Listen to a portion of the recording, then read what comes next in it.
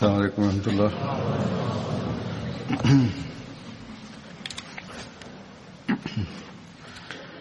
Asyhadu an la ilaha illallah wahdahu la syarika lahu wa asyhadu anna Muhammadan abduhu wa rasuluh. أما بعد فأعوذ بالله من الشيطان الرجيم بسم الله الرحمن الرحيم الحمد لله رب العالمين الرحمن الرحيم مالك يوم الدين إياك نعبد وإياك نستعين اهدنا الصراط المستقيم صراط الذين أنعمت عليهم غير المغضوب عليهم Pada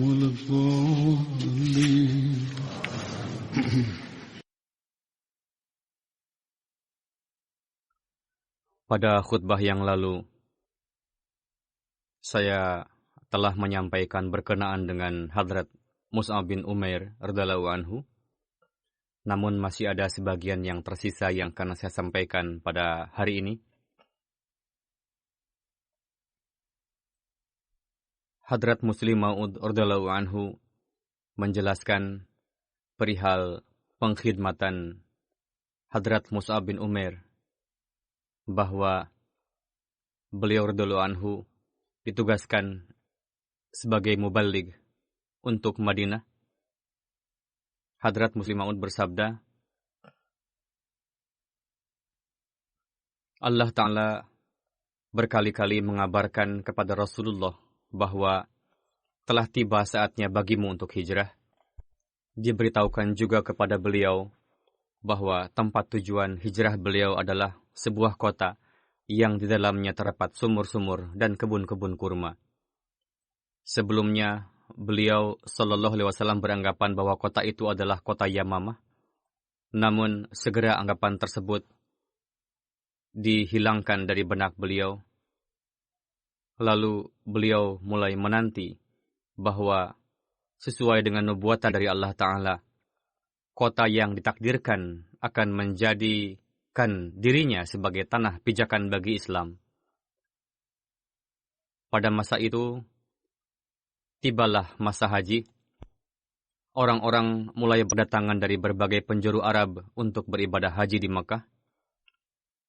Merupakan kebiasaan Rasulullah, yakni jika melihat beberapa orang berdiri dimanapun, Rasul menghampiri mereka dan mulai menyampaikan pesan tauhid kepada mereka, lalu memberikan kabar suka akan kerajaan Tuhan, dan menasihati mereka untuk terhindar dari kezaliman, keburukan, kefasadan, dan kejahatan. Sebagian orang ada yang merasa heran, lalu meninggalkan beliau setelah mendengarkan penjelasan beliau. Ada juga yang mau mendengarkan penjelasan Rasul, namun orang-orang Makkah mengusir mereka.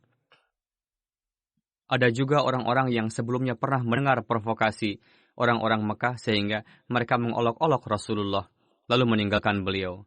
Dalam kondisi seperti itu, ketika Rasul berjalan-jalan di lembah Mina, pandangan beliau tertuju kepada 6-7 penduduk Madinah. Rasul bersabda kepada mereka, Anda berasal dari kabilah mana?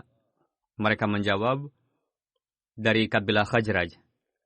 Rasul bertanya, kabilah pendukung Yahudi? Mereka menjawab, ya. Rasul bersabda, apakah Anda mau duduk sebentar untuk mendengarkan penjelasan dari saya? Karena mereka sebelumnya pernah mendengar perihal Rasulullah dan memiliki ketertarikan dalam hati atas pendakwaan Rasul, sehingga mereka sepakat untuk duduk mendengarkan penjelasan beliau sallallahu alaihi wasallam. Rasulullah menjelaskan kepada mereka bahwa kerajaan Tuhan sudah semakin dekat. patung berhala akan segera dihapuskan dari dunia ini, dan tauhid akan ditegakkan di dunia. Kebaikan dan ketakwaan akan tegak lagi di dunia ini. Apakah penduduk Madinah siap untuk menerima nikmat agung ini? Mereka menyimak penjelasan Rasulullah dan terkesan lalu berkata, "Kami menerima ajaran Anda. Selebihnya, apakah Madinah siap untuk memberikan perlindungan kepada Islam ataukah tidak? Untuk itu kami akan kembali dan berbicara kepada kaum kami. Lalu tahun depan kami akan datang lagi untuk menyampaikan keputusan kaum kami kepada Anda." Lalu mereka kembali. Mereka mulai menyampaikan ajaran Rasulullah kepada kerabat dan kawan-kawan mereka. Pada saat itu, Madinah dihuni oleh 2 kabilah Arab, yakni Aus dan Khazraj, dan 3 kabilah Yahudi, yakni Banu Quraidah, Banu Nadir, dan Banu Qainuqa. Saat itu tengah terjadi perselisihan antara kabilah Aus dan Khazraj. Banu Quraidah dan Banu Nadir mendukung Aus, sedangkan Banu Qainuqa mendukung Khazraj. Setelah bertempur sekian lama, mereka mulai sadar bahwa mereka harus saling berdamai. Pada akhirnya, setelah musyawarah diputuskan bahwa seluruh Madinah mengakui Abdullah bin Ubay bin Sulul yang merupakan pemimpin Khazraj sebagai raja bagi seluruh Madinah. Disebabkan oleh hubungan dengan Yahudi, sehingga kabilah Aus dan Khazraj selalu mendengarkan nubuatan-nubuatan Bible. Ketika Yahudi menceritakan perihal musibah dan penderitaannya, pada akhirnya mereka mengatakan bahwa seorang nabi akan zahir yang akan menjadi permisalan Musa, dan waktu kedatangannya telah dekat. Ketika ia datang, maka kita akan unggul lagi di dunia ini. Musuh-musuh Yahudi akan dibinasakan. Ketika penduduk Madinah ini mendengar perihal pendakwaan Rasulullah dari para haji ini, lalu kebenaran Rasulullah tertanam dalam diri mereka, sehingga mereka mengatakan bahwa nampaknya inilah Nabi yang dikabarkan oleh orang Yahudi itu kepada kami. Setelah mendengar itu, banyak sekali para pemuda yang terkesan dengan kebenaran ajaran Rasulullah. Nubuatan-nubuatan yang pernah mereka dengar dari orang Yahudi telah membantu mereka untuk beriman. Sebagaimana pada tahun berikutnya, pada kesempatan haji, datanglah penduduk Madinah di Makkah. 12 orang dari Madinah datang dengan membawa niat untuk masuk ke dalam agama Muhammad Rasulullah Sallallahu Alaihi Wasallam. Di antaranya adalah 10 orang dari kabilah Khazraj dan 2 orang dari kabilah Aus. Mereka bertemu dengan Rasul di Mina. Mereka berikrar di atas tangan beliau bahwa mereka tidak akan menyembah sembahan-sembahan lain selain Allah Ta'ala, tidak akan mencuri, tidak akan berbuat keburukan, tidak akan membunuh anak-anak perempuan mereka, tidak akan melontarkan tuduhan palsu satu sama lain, tidak juga mereka akan membangkang pada ajaran-ajaran baik lainnya dari Nabi Allah. Lalu mereka pulang lagi ke Madinah dan bertablik kepada kaumnya dengan lebih gencar lagi. Mereka membuang keluar patung-patung berhala dari rumah-rumah di Madinah. Orang-orang yang biasa sujud memuja patung berhala, kini kening mereka tidak mau lagi sujud selain kepada Allah Ta'ala. Melihat itu, orang-orang Yahudi merasa heran. Persahabatan dan tabligh yang dilakukan selama berabad-abad tidak dapat menciptakan perubahan di antara mereka. Namun kini Islam telah merubah mereka dalam beberapa hari saja. Seruan tauhid terus tertanam di dada mereka. Satu persatu mereka berdatangan, lalu berkata kepada orang Muslim, "Ajarkanlah agamamu kepada kami." Namun para mu'allaf Madinah sendiri belum mengetahui sepenuhnya ajaran Islam. Tidak juga jumlah mereka dapat memenuhi untuk dapat menyampaikan Islam secara jelas kepada ratusan, bahkan ribuan orang. Untuk itu mereka meminta supaya dikirimkan seorang mubalik dari Makkah. Rasulullah mengutus seorang sahabat bernama Hadrat Mus'ab bin Umair yang telah kembali dari hijrah Habsyah untuk menablighkan Islam di Madinah. Hadrat Mus'ab merupakan mubalik Islam pertama yang diutus di luar Mekah. Hadrat Muslim Maud bersabda mengenai hal senada bahwa ketika penduduk Madinah mendapatkan kabar mengenai Islam dan beberapa penduduk Madinah telah berjumpa dengan Rasulullah ketika ibadah haji, lalu meyakini kebenaran beliau Sallallahu Alaihi Wasallam, kemudian mereka kembali kepada kaumnya dan menyampaikan bahwa perihal kedatangan seorang Rasul yang selalu diceritakan orang-orang Yahudi Madinah, Rasul tersebut telah lahir di Mekah. Mengetahui hal itu, timbul kecondongan dalam hati mereka kepada Rasulullah. Kemudian pada kesempatan haji yang kedua, mereka mengutus perwakilan kepada Rasulullah. Perwakilan tersebut beriman setelah bertukar pikiran dengan Rasulullah dan baiat kepada beliau.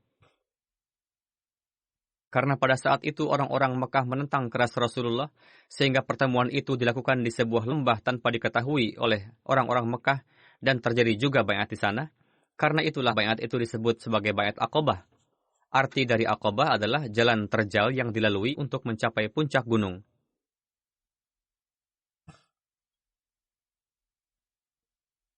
Untuk mengelola mukmin Madinah, Rasulullah menetapkan mereka sebagai kepala, lalu mendorong mereka untuk menyebarkan Islam, dan mengutus seorang pemuda bernama Mus'ab bin Umair untuk membantu mereka untuk mengajarkan agama kepada umat muslim di sana. Ketika pergi, mereka mengundang Rasulullah, yakni, jika Rasulullah terpaksa harus meninggalkan Makkah, silahkan datang ke Madinah. Setelah mereka kembali ke Madinah, dalam jangka waktu yang singkat saja, Islam menyebar di Madinah. Lalu Rasulullah mengirimkan beberapa sahabat lainnya ke Madinah, yang diantaranya adalah Hadrat Umar radhiyallahu anhu. Setelah mendapatkan perintah untuk hijrah, beliau Shallallahu Alaihi Wasallam sendiri berangkat ke Madinah, dan setelah Rasul menetap di sana, dalam jangka waktu yang sangat singkat, seluruh penduduk Madinah yang sebelumnya adalah musyrik baiat masuk Islam. Pasca hijrah ke Madinah, Rasulullah menjalinkan persaudaraan antara Hadrat Mus'ab bin Umair dengan Hadrat Abu Ayyub Ansari.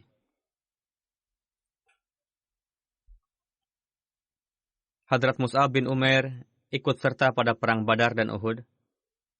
Pada perang Badar dan Uhud, Hadrat Mus'ab memegang bendera Muhajirin yang besar. Ketika perang Badar, bendera besar Muhajirin dipegang oleh beliau yang diberikan oleh Rasul kepada beliau.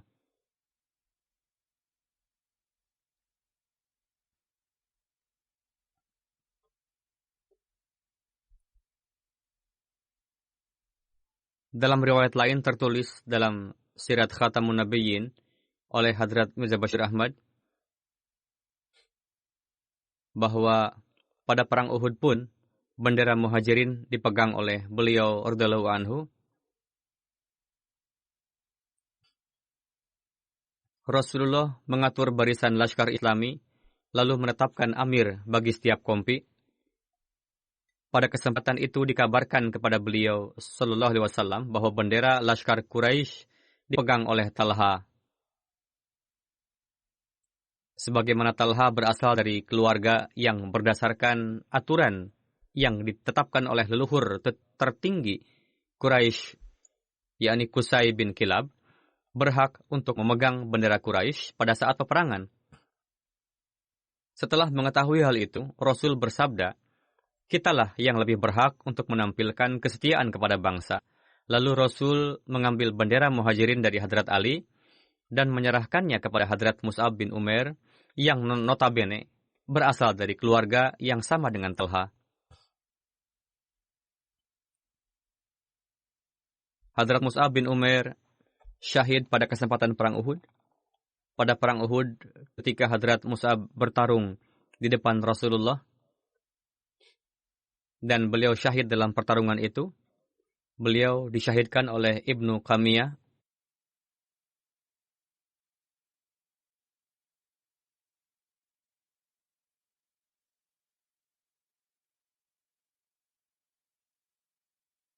Disebutkan dalam sejarah bahwa pemegang bendera pada perang Uhud, Hadrat Mus'ab bin Umair telah melaksanakan tugasnya dengan baik untuk menjaga bendera. Ketika beliau mengangkat bendera pada perang Uhud, datanglah Ibnu Qamiyah menyerang beliau dengan berkendara kuda, lalu menebas tangan kanan beliau radhiyallahu anhu dengan pedang yang saat itu tengah memegang bendera sampai tangan beliau putus. Saat itu Hadrat Mus'ab menilawatkan ayat, "Wa ma Muhammadun illa rasul qad khalat min qablihir rusul." Lalu beliau memegang bendera dengan tangan kiri. Kemudian Ibnu Qamiyah menebas tangan kiri beliau hingga putus. Lalu beliau mendekap bendera itu dengan kedua lengan ke dada. Setelah itu Ibnu Qamiyah menyerang untuk yang ketiga kalinya dengan menancapkan tombak di dada beliau, sehingga tombak patah dan Hadrat Mus'ab terjatuh.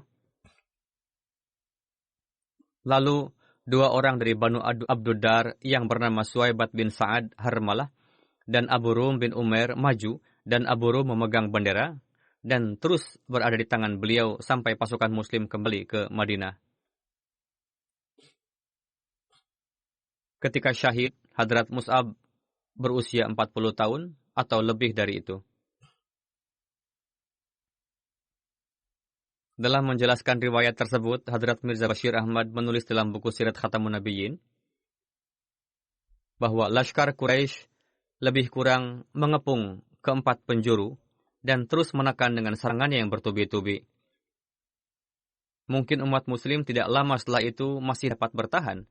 Namun, seorang pasukan pemberani Quraisy yang bernama Abdullah bin Qamiyah menyerang pemegang bendera muslim Mus'ab bin Umair, lalu menebas tangan kanannya dengan pedang. Lalu Mus'ab segera menahan bendera dengan tangan yang kedua, lalu maju untuk menghadapi Ibnu Qamiyah. Namun Ibnu Qamiyah menebas lagi tangan beliau yang kedua sampai putus.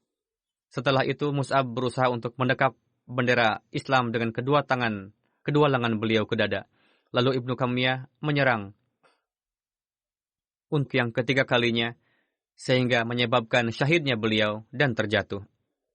Bendera langsung ditahan oleh pasukan muslim lainnya, namun karena perawakan beliau radhiyallahu anhu mirip dengan Rasulullah, sehingga Ibnu Qamiyah beranggapan bahwa ia telah berhasil membunuh Rasulullah. Mungkin juga itu hanya akal-akalan kenakalannya saja. Alhasil, ia berhasil mensyahidkan Mus'ab, lalu ribut mengatakan bahwa ia telah membunuh Rasulullah. Mendengar itu, akal sehat pasukan muslim pun menjadi hilang, sehingga membuat mereka sama sekali cerai-berai, dan ini pun menjadi penyebab kuat yang melemahkan semangat pasukan muslim pada saat itu. Namun kemudian mereka bersatu lagi. Ketika Rasulullah sampai di dekat jenazah Hadrat Mus'ab, jenazah beliau tertelungkup. Rasul berdiri di dekatnya dan menilawatkan, "Minal mu'minina rijalun sadaqu ma'ahadu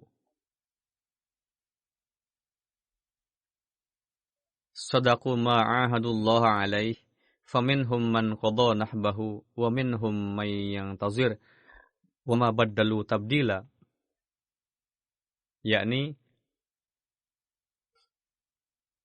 di antara orang-orang mukmin itu ada orang-orang yang menepati apa yang telah mereka janjikan kepada Allah, maka di antara mereka ada yang gugur, dan di antara mereka ada pula yang menunggu-nunggu, dan mereka tidak merubah janjinya. Setelah itu, Hadrat Rasulullah bersabda, "Inna Rasulullah yashhadu annakumus syuhada'u indallahi yaumal qiyamah." Yakni Rasul Allah memberikan kesaksian, kalian pun pada hari kiamat jadilah saksi di sisi Allah. Rasul bersabda kepada para sahabat, "Ziarahilah ia dan kirimkanlah salam padanya, demi zat yang jiwaku berada di tangannya. Siapapun yang menyampaikan salam padanya pada hari kiamat, ia akan menjawab salamnya." Saudara Hadrat Mus'ab, Hadrat Abu Rum bin Umair, dan Hadrat Suwaibat bin Sa'ad, dan Hadrat Amir bin Rabi'ah menurunkan jenazah beliau ke dalam kuburan.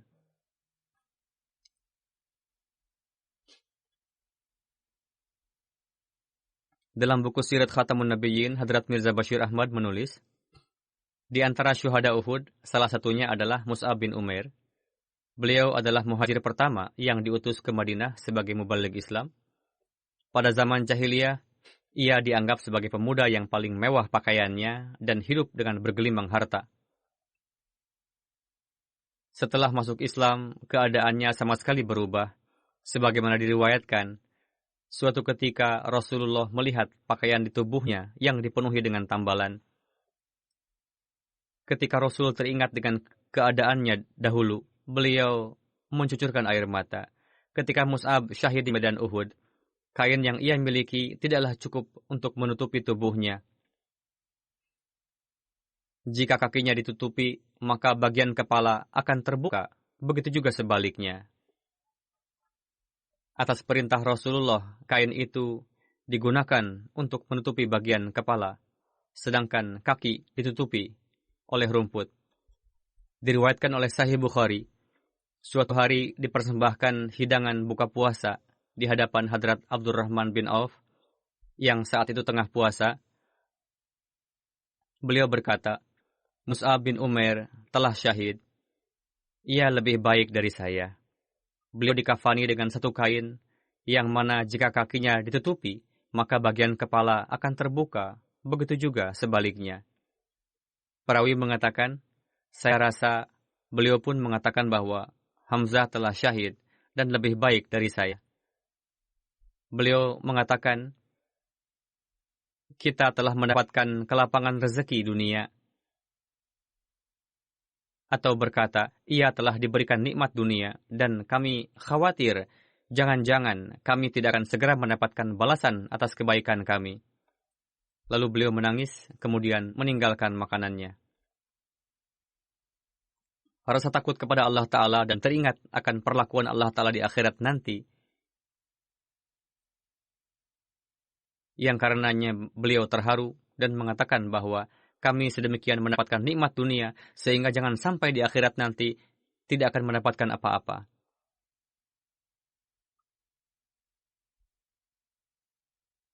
Hadrat Khubab bin Arad meriwayatkan, kami meninggalkan negeri bersama dengan Rasulullah, karena kami mengharapkan keridhaan Allah Ta'ala dan balasannya menjadi tanggung jawab Allah Ta'ala. Di antara kita ada juga yang telah meninggal dan tidak mendapatkan apa-apa sebagai balasannya, yakni di antaranya adalah Hadrat Mus'ab bin Umair. Di antara kita juga ada yang buah mewahnya telah matang dan telah memiliki buah mewahnya. Hadrat Mus'ab syahid pada saat perang Uhud, dan kami hanya mendapatkan satu cadar yang kami gunakan untuk mengkafaninya. Jika kakinya ditutupi, maka bagian kepala akan terbuka. Begitu juga jika kami menutupi kepalanya, maka kakinya akan terbuka. Rasul memerintahkan kepada kami, tutupilah bagian kepalanya dengan cadar, sedangkan bagian kakinya dengan rumput. Terdapat satu riwayat dari kitab Tirmizi bahwa Hadrat Ali bin Abi Thalib meriwayatkan, Rasulullah SAW bersabda, setiap nabi dianugerahi 7 teman mulia, Najib, Rafiq, sedangkan aku dianugerahi 14. Kami bertanya, siapa gerangan, wahai Rasul? Rasul bersabda, kedua cucuku, terus Ja'far, Hamzah, Abu Bakar, Umar, Mus'ab bin Umair, Bilal, Salman, Miqdad, Abu Dzar, Ammar, dan Abdullah bin Mas'ud. Hadrat Amir bin Rabi'ah meriwayatkan, ayah beliau selalu mengatakan, ketika Hadrat Mus'ab bin Umair beriman, sejak itu sampai syahid pada perang Uhud menjadi kawan dan sahabatku. Beliau ikut bersama dengan kami dalam 2 hijrah ke Habsyah.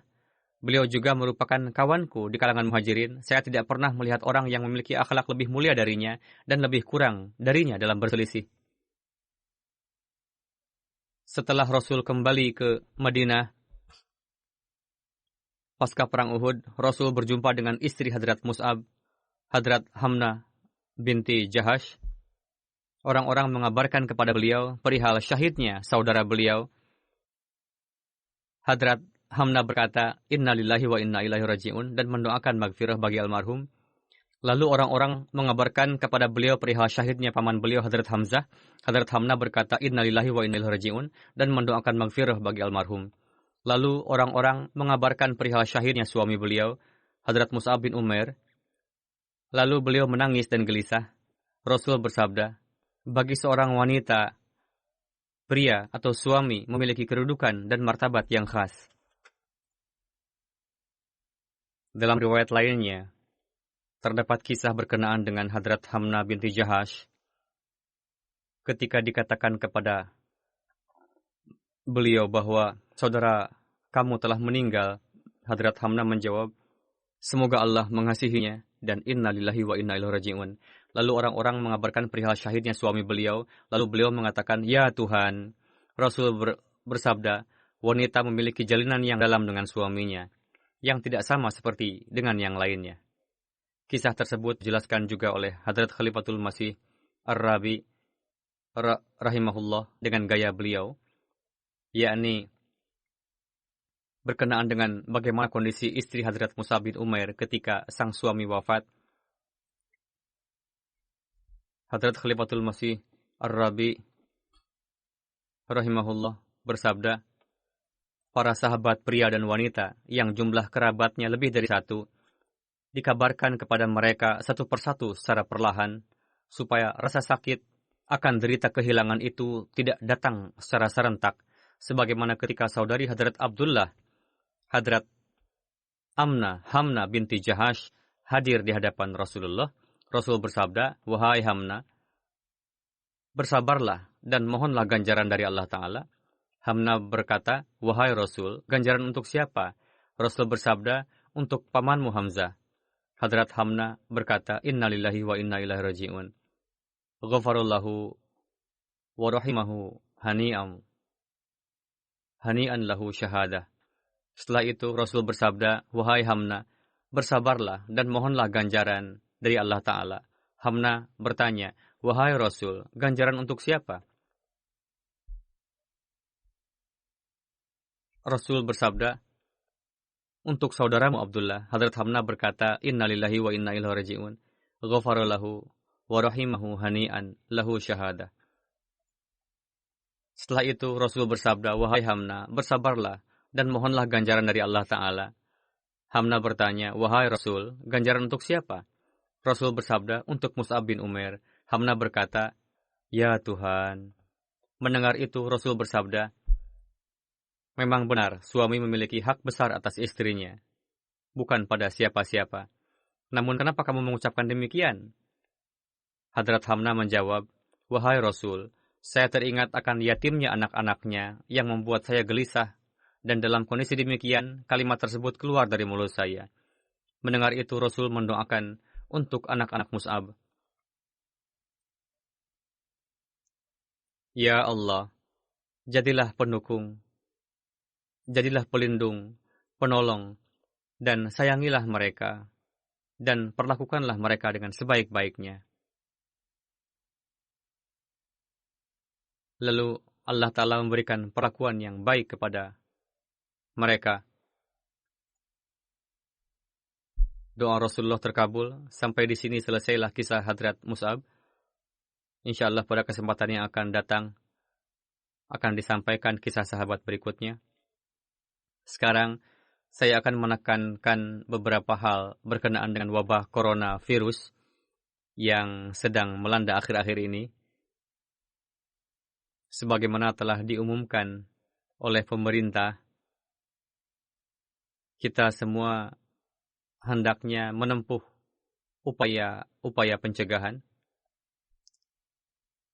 Sejak awal, saya sudah menyampaikan usulan obat hemopati kepada para pakar hemopati jemaat, yakni resep pertama sebagai tindak pencegahan dan kedua sebagai obat. Hendaknya hal itu diamalkan. Ini merupakan pengobatan yang paling memungkinkan, karena tidak bisa kita mengatakan bahwa resep homeopati yang diberikan adalah 100% dapat menyembuhkan pasien corona. Virus ini merupakan virus yang belum diketahui. Namun resep homeopati ini resep yang paling memungkinkan dan mendekati di antara resep homeopati lainnya. Resep tersebut telah diusulkan sesuai dengan jenis penyakitnya. Semoga Allah telah memberikan potensi penyembuh ke dalam obat tersebut. Untuk itu hendaknya dikonsumsi. Namun seiring dengan itu diperlukan juga langkah-langkah pencegahan seperti yang telah diumumkan. Berkenaan dengan hal ini perlu juga supaya kita menghindari keramaian.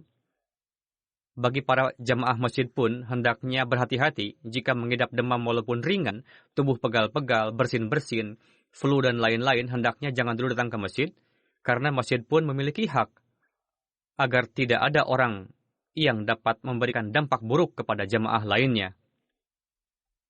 Hendaknya berhati-hati untuk datang ke masjid bagi mereka yang memiliki penyakit menular apapun, khususnya saat ini.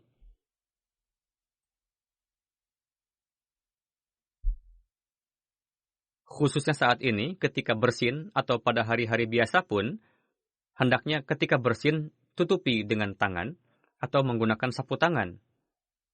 Ada beberapa jamaah salat yang mengeluhkan ada sebagian jamaah yang bersin ketika berhadapan dengan kami, namun orang yang bersin itu tidak menutupinya dengan tangan atau sapu tangan. Sedemikian rupa kerasnya bersin sehingga terkadang cipratannya mengena ke orang lain.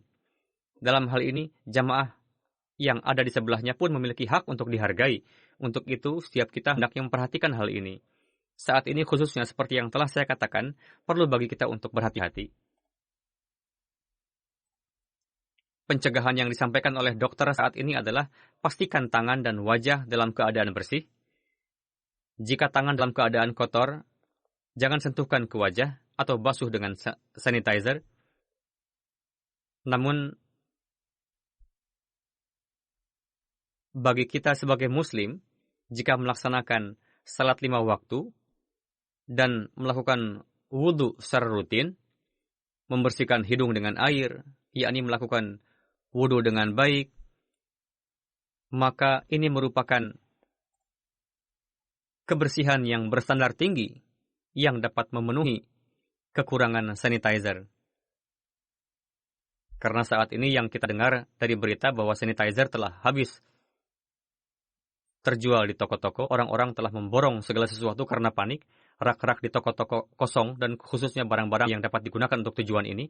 Alhasil, jika kita melakukan wudhu dengan baik, akan menjadi kebersihan jasmani, dan setelah wudhu, manusia melakukan salat yang akan menjadi sarana untuk kebersihan rohaninya. Khususnya, pada saat ini kita perlu berdoa sebanyak-banyaknya. Untuk itu, kita harus menaruh perhatian khusus akan hal ini. Saya telah sampaikan perihal hak masjid. Perlu saya sampaikan juga, khususnya pada musim dingin dan hari-hari biasa juga, bagi jamaah masjid yang mengenakan kaos kaki hendaknya diganti setiap hari dan dicuci. Jika kaki mengeluarkan bau atau dari kaos kaki, maka akan membuat menderita jamaah yang berada di sebelahnya atau jamaah salat yang berada di belakangnya ketika sujud akan menderita karena baunya. Diperintahkan bahwa Rasulullah bersabda, setelah memakan makanan yang menimbulkan bau seperti bawang putih, bawang merah, dan lain-lain, hendaknya jangan ke masjid. Terkadang keluar dekar dari mulut atau mengeluarkan bau dari mulut yang membuat jamaah lain menderita, dan juga lingkungan masjid.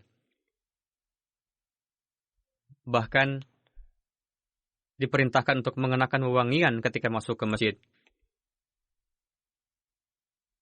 Sedemikian rupa harus berhati-hati sehingga Rasul bersabda,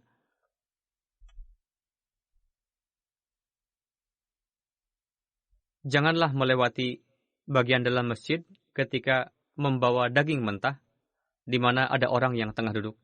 Jadi, kebersihan diri dan lingkungan yang perlu diperhatikan oleh seorang jemaah salat, perlu baginya untuk menaruh perhatian akan hal itu.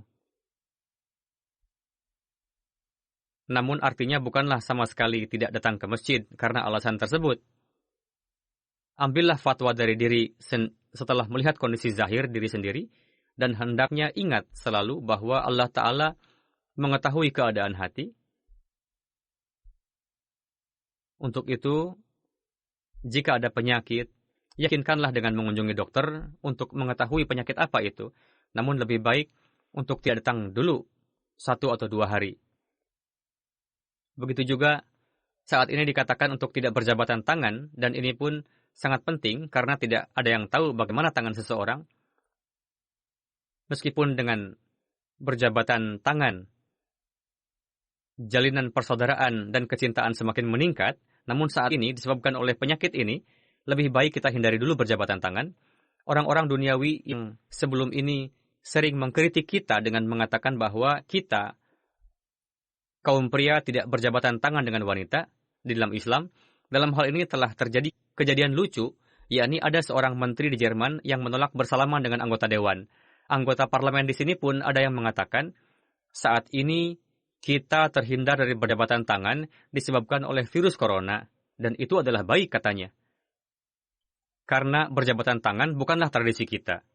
Tradisi kita adalah memberikan hormat atau menurunkan topi dari kepala lalu menundukkan badan. Sampai-sampai ia, yakni seorang parlemen tadi pun berkata bahwa kita berjabatan tangan dengan wanita, bahkan berusaha untuk mendekap dan menciumnya, padahal kita sendiri tidak tahu apakah wanita menyukai hal itu ataukah tidak. Karena tanpa sebab kita melakukan perbuatan ini dengan paksa. Huzur bersabda, mereka tidak mau menaati firman Tuhan, namun wabah virus ini sekurang-kurangnya telah mengarahkan mereka pada hal tersebut. Semoga perhatian mereka pun tertuju kepada Tuhan. Mereka menentang perintah Allah Ta'ala ketika kita katakan dengan penuh kasih sayang bahwa kami dilarang untuk berjabatan tangan dengan lawan jenis, lalu mereka malah melontarkan keberatan akan hal itu. Namun saat ini kita sering mendengar bahwa di kantor-kantor departemen dan berbagai tempat, mereka yang pada awalnya menolak mentah-mentah, padahal kita telah jelaskan dengan lemah lembut bahwa ini merupakan ajaran Islam. Namun saat ini disebabkan karena wabah virus corona, mereka begitu berhati-hati sehingga yang mereka anggap akhlak pun sudah tidak dihargai lagi. Alhasil, dari sisi ini, wabah ini telah mengislah mereka sampai batas tertentu. Sebagaimana telah saya katakan, semoga islah ini menggiring mereka kepada Allah Ta'ala. Allah Ta'ala mengetahui lebih baik sampai mana wabah ini akan terus menyebar dan sampai batas mana apa takdir Allah Ta'ala. Namun jika wabah ini zahir disebabkan oleh murka ilahi, dan pada zaman ini kita saksikan berbagai jenis pandemi, gempa bumi, badai, dan bencana alam jauh lebih meningkat pasca diutusnya Hadrat Masih Maud alaihi salam. Maka, untuk terhindar dari dampak buruk dari takdir Tuhan, perlu bagi kita untuk kembali kepada Allah Ta'ala. Secara khusus, para Ahmadi hendaknya menaruh perhatian terhadap doa-doa dan memperbaiki kondisi rohani masing-masing, dan doakan juga dunia, semoga Allah telah memberikan hidayah kepada mereka dan memberikan taufik agar alih-alih terjerumus dalam duniawi dan melupakan Allah Ta'ala, semoga mereka menjadi orang-orang yang mengenal Tuhan yang telah menciptakannya. Nanti akan saya pimpin salat jenazah gaib.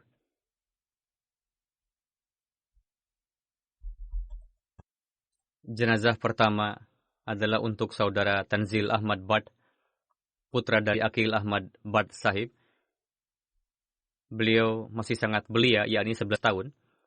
Wafat pada 27 Februari 2020.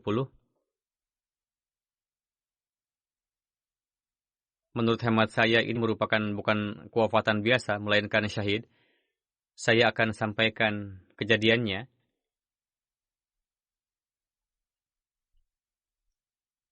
Beliau tinggal di Shadrah Karoni Delhi Gate, Lahore. Beliau dibunuh oleh seorang tetangga wanita secara zalim pada tanggal 27 Februari 2020. Innalillahi wa inna ilaihi raji'un. Membunuh para Ahmadi dengan alasan apapun telah dimudahkan oleh fatwa para maulwi di Pakistan. Kasus ini pun merupakan akibatnya. Untuk itu saya mengkategorikan anak ini sebagai syahid. Apapun alasannya, namun di belakangnya ada kebencian terhadap jemaat, dan ini adalah anak yang maksum yang tidak bersalah. berdasarkan laporan yang saya terima sampai saat ini. Berdasarkan kejadiannya, pada tanggal 27 Februari, ibu almarhum menyuruh almarhum untuk mengambil boneka milik adik perempuannya dari rumah tetangga yang telah ditinggalkan oleh adiknya. Padahal kedua keluarga ini biasa saling mengunjungi. Apa yang melatar belakangi, Allah Ta'ala yang Maha Tahu. Setelah cukup lama menunggu, almarhum tidak kunjung kembali. Lalu ibu dari almarhum sendiri datang menyusul ke rumah tetangga. Pada awalnya tetangga itu tidak membuka pintu rumahnya. Setelah beberapa saat baru dibuka. Dan ketika ditanyakan perihal Tanzil, yakni almarhum, sang tetangga mengatakan bahwa Tanzil sudah pulang lagi dengan membawa boneka. Lalu ibu almarhum mengabarkan hal ini kepada suami. Lalu beliau mulai melakukan pencarian, dibantu oleh para pengurus jemaat, dan melaporkan juga hal ini kepada polisi. Ketika dicari dengan bantuan CCTV di jalan, diketahui bahwa Tanzil masuk ke rumah tetangga itu, namun belum keluar dari rumah itu. Lalu dilakukan pencarian di rumah sang tetangga dengan bantuan polisi. Akhirnya jenazah Tanzil diketemukan berada di dalam peti besar. Polisi mengabarkan bahwa wanita pembunuh dan suaminya mengabarkan kepada polisi bahwa istrinya telah membunuh anak itu, lalu jenazahnya disembunyikan di sebuah peti. Wanita itu membunuh almarhum bersama dengan anak pemilik rumah, dan saat ini mereka sudah mengakui perbuatannya. Saudara Tanzil Ahmad Bhatt lahir di Lahore pada tanggal 20 November 2009. Beliau adalah Waqf-e-Nau dan seorang anggota Atfal yang aktif. Selalu ikut serta dalam acara-acara jemaat. Beliau terhitung sebagai siswa yang cerdas di kelasnya. Beliau duduk di bangku kelas 4.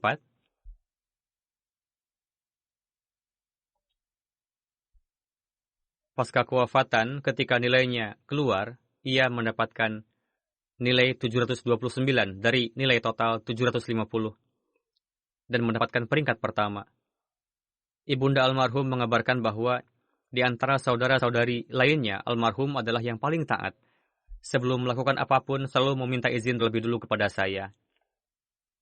Jika ada tetangga atau pengurus memintanya untuk mengerjakan sesuatu, langsung ia kerjakan, tidak pernah menolaknya.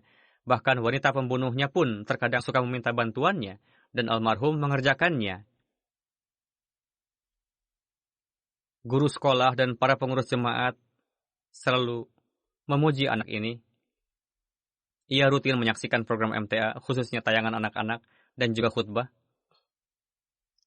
Ia dawam melaksanakan salat di masjid. Jika terkadang ayah beliau datang dari pabrik dalam keadaan lelah dan memperlihatkan rasa malas untuk pergi ke masjid, almarhum memaksa sang ayah untuk berangkat ke masjid.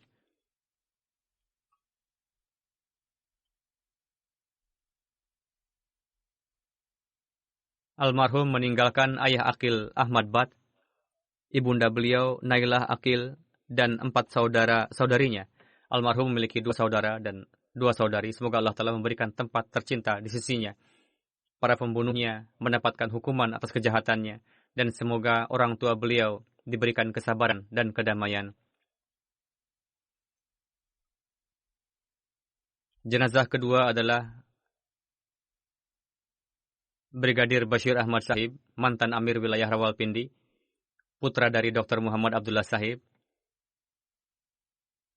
Beliau wafat di Rawalpindi pada tanggal 16 Februari tahun 2020 pada usia 87 tahun. Innalillahi wa inna ilaihi raji'un. Beliau adalah seorang musi. Beliau meninggalkan istri, 2 putra dan 3 putri. Beliau lahir pada tahun 1931 di sebuah keluarga yang sangat mukhlis di daerah Gujarat.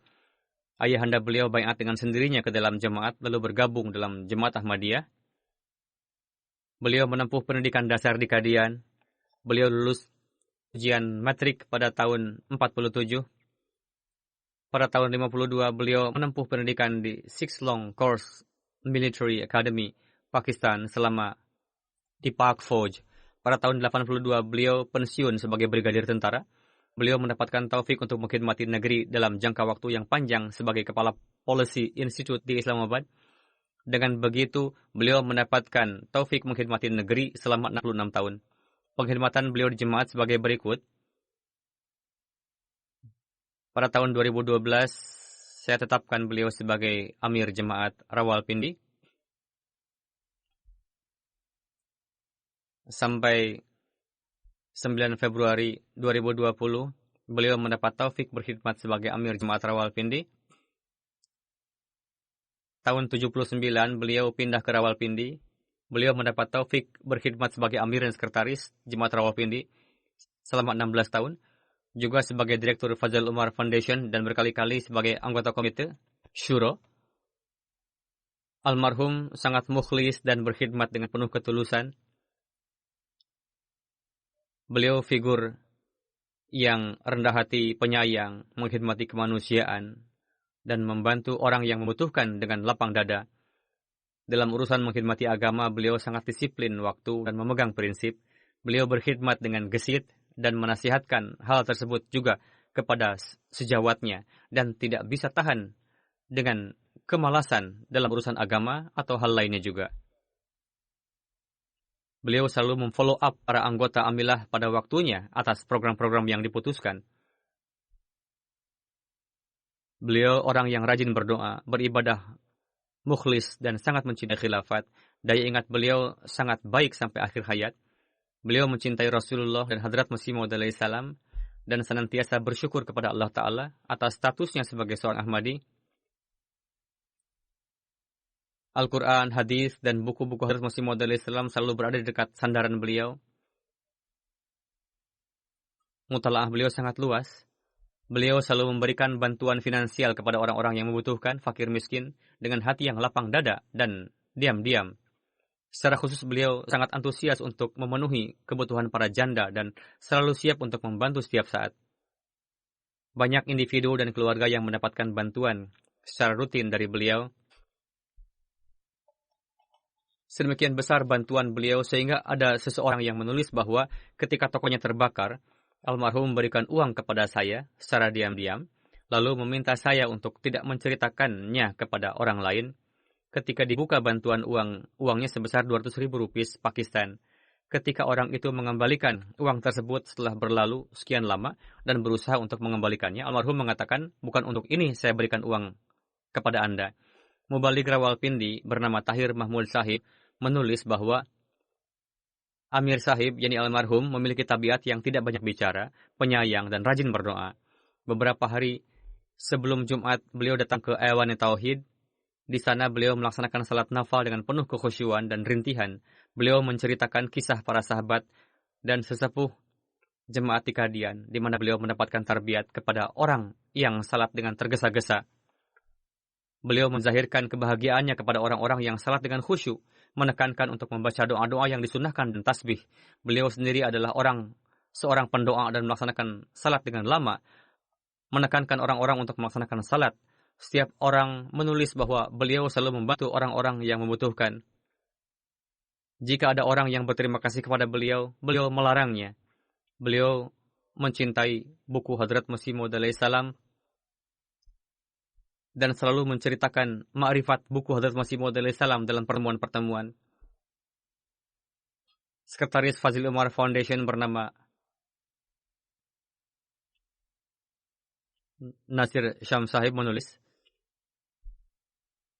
pada awal tahun 2011 sampai akhir 2019, almarhum menjabat sebagai Direktur Fazil Umar Foundation. Beliau selalu ikut serta secara dawam acara-acara Board of Director, meskipun usia yang sudah renta dan lemah. Almarhum adalah orang yang sangat mukhlis, bertakwa, khadim jemaat yang memiliki kesetiaan sejati kepada khilafat. Satu lagi keistimewaan beliau yang saya saksikan sendiri adalah yakni ta'alluq billah dan melaksanakan salat dengan khusyuk. Semoga Allah Ta'ala menganugerahkan maghfirah, rahmat, dan meninggikan derajat beliau. Semoga anak keturunan beliau diberikan taufik untuk dapat melanjutkan segala kebaikan beliau. Jenazah yang ketiga adalah Dr. Hamiduddin Sahib bin Muhammad Din, penduduk 121 GB Kakhwal, Faisalabad, Pakistan. Wafat pada tanggal 29 Februari 2020. Innalillahi wa inna ilaihi raji'un. Jemaat masuk ke dalam keluarga beliau melalui baiatnya ayahanda beliau, Muhammaduddin Sahib, dan yang terhormat Fathuddin Sahib, penduduk Farsian, Kabupaten Gurdaspur, secara bersamaan. Mereka baiat pada masa Hadrat Khalifatul Masih yang kedua, radhiyallahu anhu. Almarhum lahir di Qadian. Paman dari ibunda beliau, Hadrat Maulana Muhammad Ibrahim Sahib Qadiani, adalah sahabat Hadrat Masih Maud alaihi salam.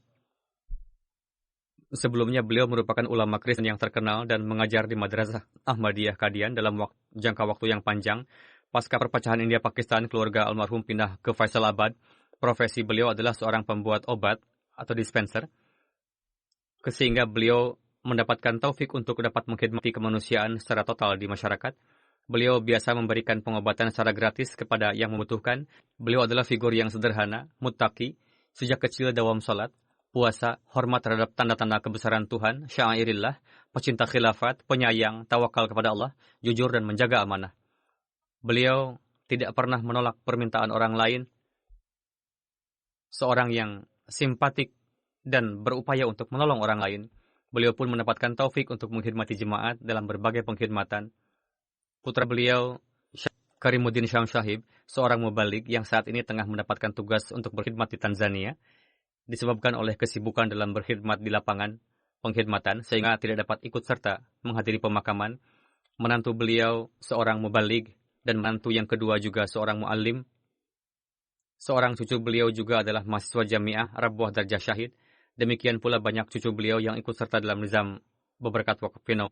Semoga Allah telah menganugerahkan maghfirah dan rahmatnya kepada beliau, meninggikan derajatnya, dan memberikan taufik kepada anak keturunan beliau untuk dapat melaksanakan hak baiatnya dengan penuh kesetiaan. Seperti yang telah saya sampaikan bahwa setelah salat Jumat nanti akan saya pimpin salat jenazah gaib.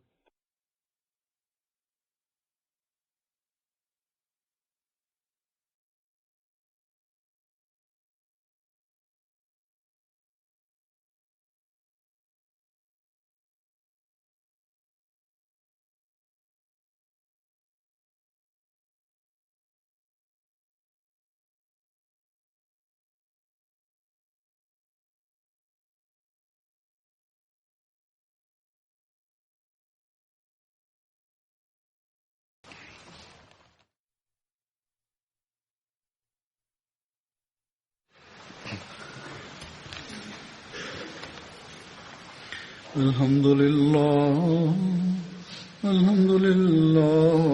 نحمده ونستعينه ونستغفره ونؤمن به ونتوكل عليه ونعوذ بالله من شرور أنفسنا ومن سيئات أعمالنا من يهده الله فلا مضل له ومن يضلل فلا هادي له ونشهد أن لا إله إلا الله ونشهد أن محمدا عبده ورسوله عباد الله رحمكم الله إن الله يأمر بالعدل والإحسان وإيتاء ذي القربى